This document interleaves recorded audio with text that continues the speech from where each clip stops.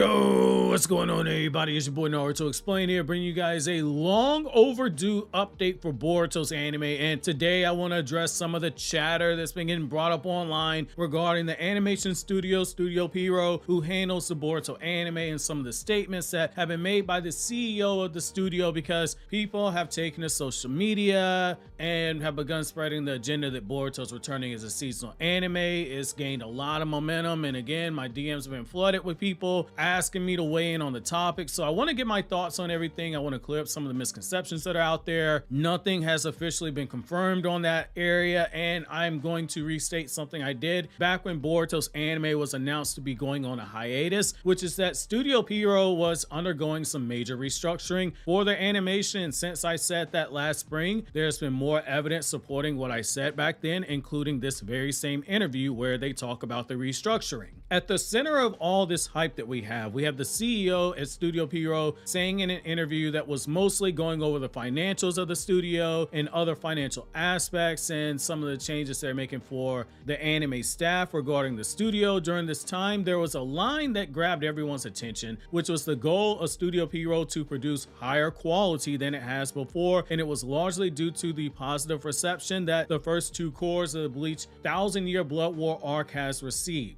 This led to a rallying cry of Boruto returning as a seasonal anime and adding fuel to the fire to the statement by someone who I trust, who's been extremely reliable in the past when it comes to anime and information. The Twitter account Wolf, who said that they believe that Boruto's anime, while it could return sooner than 2027 or 2028, they did say that if it does return before that, the quality won't be as good had they wait, which again, that's not anything confirmed. That's their opinion on the matter based off of new information we have. Accounts like Wolf and Anime Blue, Sauron, Chroma Fire, anytime there are things I'm somewhat curious about with anime, I'll check to see what their opinion is on stuff, because they tend to have informed opinions. But this one right here, it lit a few people on fire, and I got some nasty responses for saying I supported the anime not returning until 2027, 2028, which I'll explain later in the video why I feel so strongly on that. Partially because I'm tired of explaining why in DMs where people were calling me all types of rather unsavory names based off of an opinion. But let's look at the importance of the CEO's statement about quality and peel back some of the layers of the anime industry itself, so we can kill some of the hot takes that people have had where they're blaming Kishimoto and Ikimoto for Boruto's anime being on hiatus, which if you're doing that, you're blaming the wrong people.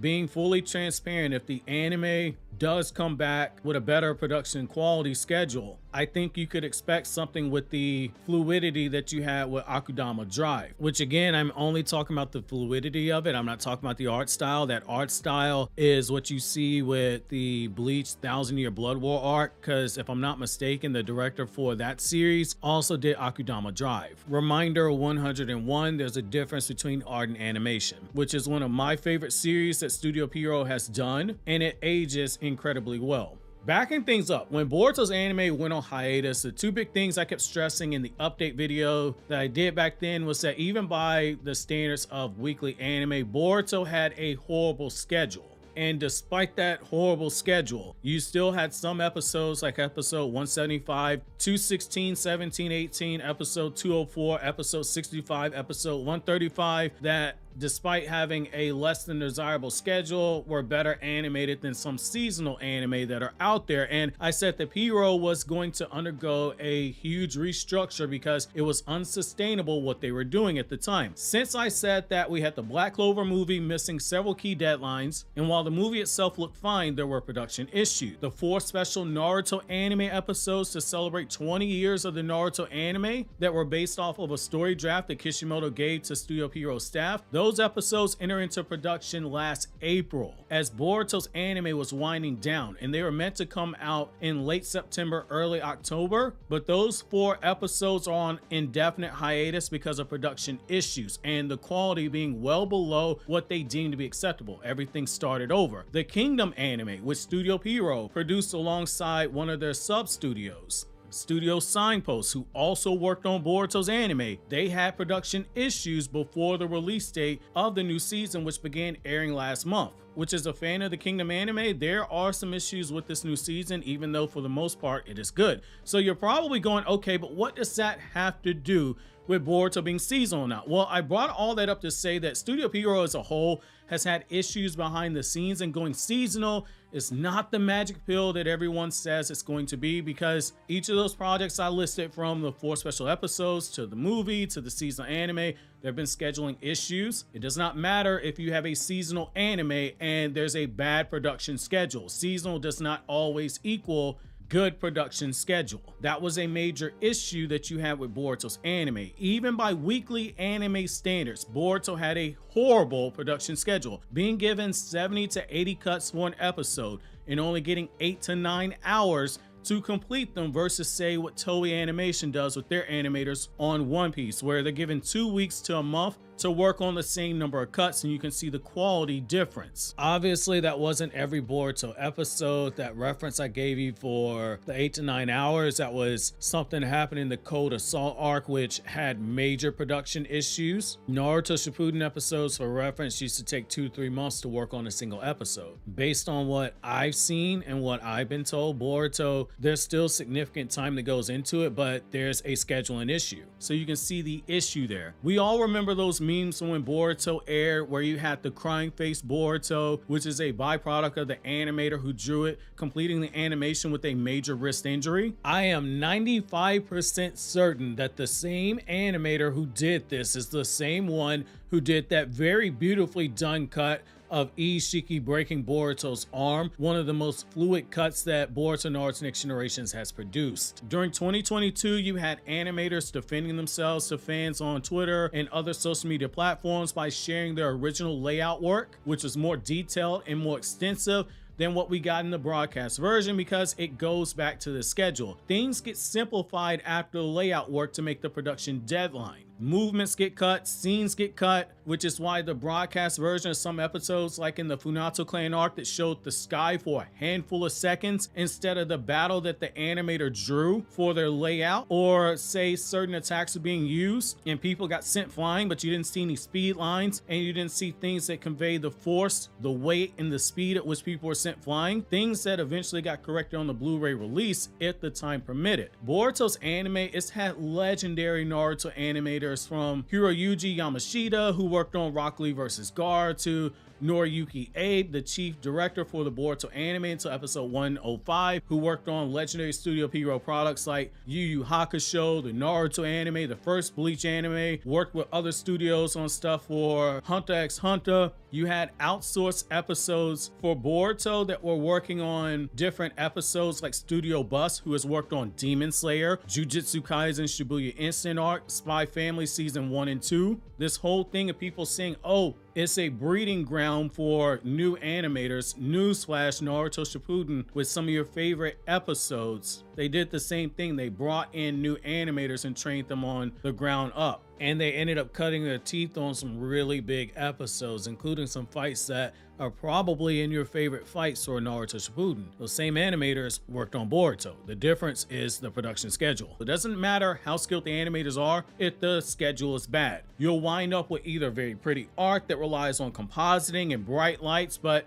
it lacks some fluidity, which you probably know which popular anime I'm talking about when I say that. And just so I don't get called a hater and a hypocrite, Rurouni Kenshin is my favorite manga series of all time. The new Kenshin reboot, the animation is inferior to the 90s anime, but the art is drastically superior. It's just very pretty art. The animation isn't as good. That's a seasonal anime, but it goes back to schedule. And that's enough to fool the casual fan, or you end up with fluid animation, but the aesthetics of the art isn't as appealing to the casual fan. There was no announcement of Boruto going seasonal. People saw the mention of Bleach and assumed that it meant Boruto becomes seasonal upon return, but that ultimately does not fall on Studio Pierrot to make the decision. It does mean, however, that the people above the studio are at least listening and hearing what is being said by the studio itself. And I think that that's something getting lost in the conversation here. We got great news and good signs from the CEO talking about increasing overtime pay to animators and pushing for better schedules, because in his opinion, anime should be made by humans and not by AI, which is good given that some companies have dabbled with using AI for animation, and some manga services that people pay for have been caught using AI translations and lettering itself. A healthy production schedule with the talent that you had on Boruto's anime will make the world of difference. The CEO saying that they want to focus on quality, better pay,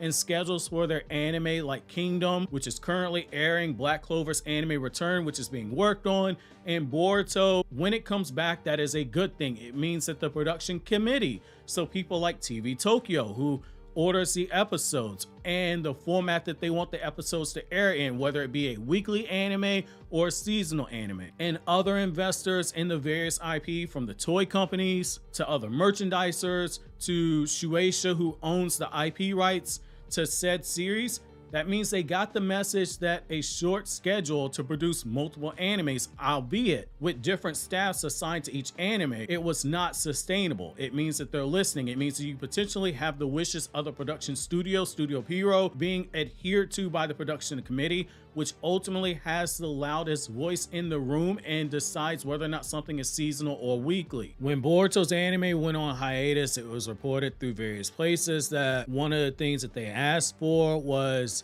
for a better production schedule. We know that work has already begun in terms of pre-production for future Boruto episodes. That was literally told to us by the official website and account, but I do still think you stand a chance of the anime not coming back in the next calendar year. As for my stance on siding with Wolf with Boruto's anime not returning until 2027 or 2028, my reason for this is very straightforward. I know it will piss some people off, but allow me to explain. Yes, Bleach has its own staff, and while some of Boruto's staff went over to Bleach, others were placed on the 4 Naruto special episodes. Some of the people that weren't contracted with Studio Pierrot have gone on to work on other anime. You had some Black Clover staff that joined Boruto after Black Clover ended. They're working on the return anime for Black Clover. You throw Boruto back into production in 2024 and you run the same risk as before because you have multiple ovens cooking at once and it becomes a quality control issue. You saw it with Studio Mappa, where Hell's Paradise, one of my favorite manga, was a hot mess for the broadcast version. It needed heavy corrections for the Blu-ray. There were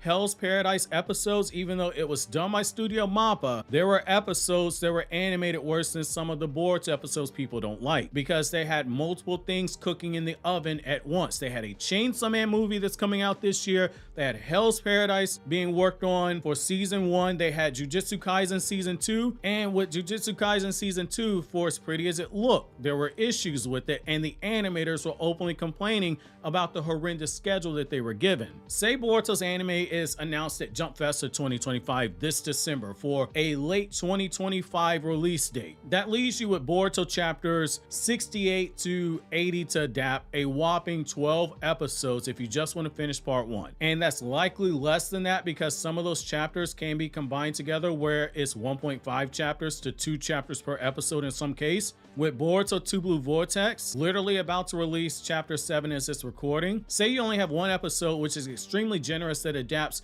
2 chapters, and say you go to December this year, you got what, 24, 25, 26 episodes of material, and you be stopping midway through an arc, just as the Code of Salt arc stopped midway through its arc. Yeah, you might get some anime original episodes, but then you go right back to what you had before. For every anime original arc that you had that was solid, like the car actuation arc and the Hozuki Castle arc, you had pointless episodes like Mitsuki looking for a lost cat. Who wants an episode of Dinky building a supercomputer? Because that's what you're gonna get if you rush the anime back when there isn't a ton of material. Boruto's already suffered the fate that the first Full Metal Alchemist anime suffered. A weekly anime covering a monthly manga, and it was forced to have an anime original ending that is considered to be incomplete. That production committee decided to wait a whopping 4.5 years for the manga, which was monthly at the time, to start the final arc before they started rolling out episodes for Full Metal Alchemist Brotherhood, which cut out all the filler and added only material that added to the story, but was mostly manga material. When you're adapting a monthly manga into anime format, you have to take that approach. Attack on Titan did it after season 1.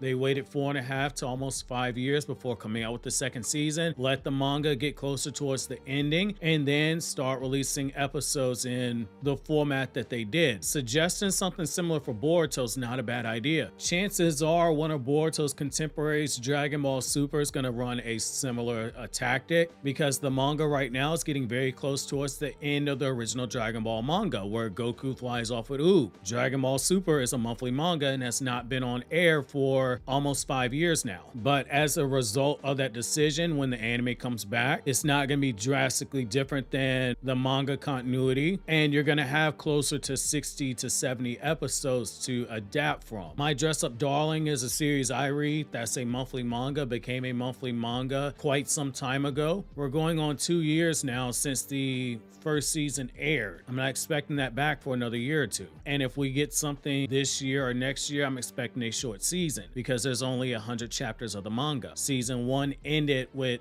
I think chapter 36 or 37. I do not think it's a bad thing to wait, especially so you can avoid falling into the situation you did at the end of Boruto Naruto Next Generation's anime, where you had an anime original ending and people who only watched the anime looked at it and said, hey, that feels incomplete. It's because it was incomplete.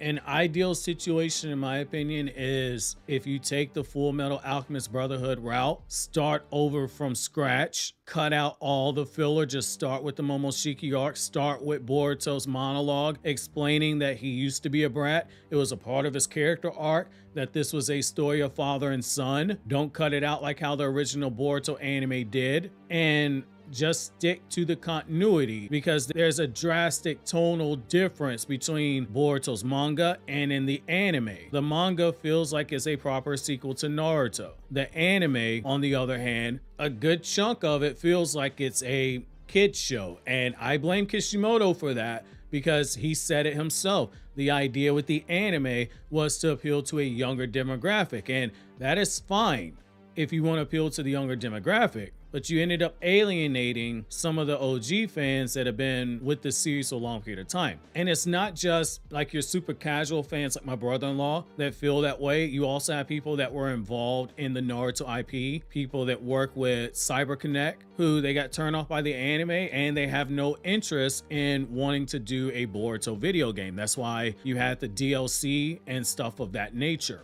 That's why you had Storm Connections. That was a bird in hand, take it and you go. I'm 98% certain that one of the directors over there with CyberConnect had no interest in wanting to do a standalone Boruto video game, because he said, hey, well, Naruto worked for everything he had and Boruto just cheats. Which goes back to your problem. Most people, your casual people, never made it past the versus Momoshiki arc. There are more of those people than there are of fans such as yourself or such as myself. You have a lot of people like my brother-in-law, who they watched both Naruto anime, they tried Boruto, and they dropped it because they weren't down with the tonal shift. They weren't down with the anime original stuff that felt like it added no real value to the story. I think that Full Metal Alchemist Brotherhood route is the smart route to go. Cut out all the nonsense, only add supplemental material when needed, and you make that version the definitive version of the story. You might love Boruto's first anime. You might love seeing Himawari in a pie eating contest. You might enjoy the anime original arc that Kishimoto gave to the anime, where Chocho was learning the Akimichi clan's hidden jutsu because she wanted to slim down and look attractive for that actor that she had a crush on, wanted the actor to go balls deep inside of her, leave the nuts hanging out, hoping that the Anbu Blackout Special Victims Unit didn't crash the set. But most people did not like that arc. And arcs like that, and the extensive time we spent with Bratty Boruto, it gave people the wrong impression about the series. I think this is the only way that you can rectify that whole situation. Otherwise, you sustain the same reputation that Boruto has currently, and you get people saying, oh, the anime is 80% filler, when ironically, a lot of the episodes they don't like that Chocho arc, came directly from Masashi Kishimoto, and the real number for filler percentage is closer to 40%, which the video on the screen breaks that down with full receipts, so it's not headcanon.